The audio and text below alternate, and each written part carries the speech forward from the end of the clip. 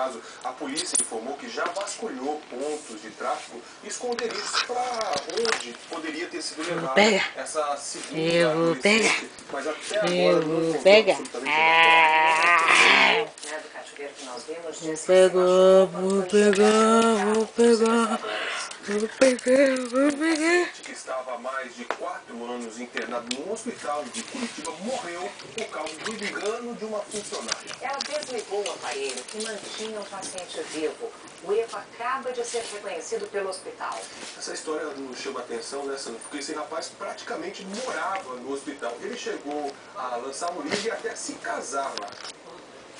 João Carlos Rodrigues sofria de uma grave doença degenerativa que compromete o sistema respiratório.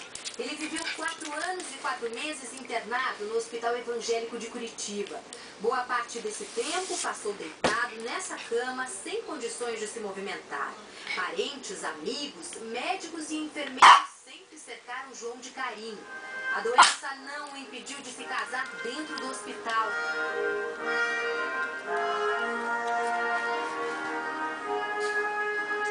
E até de escrever um livro. A importância de voltar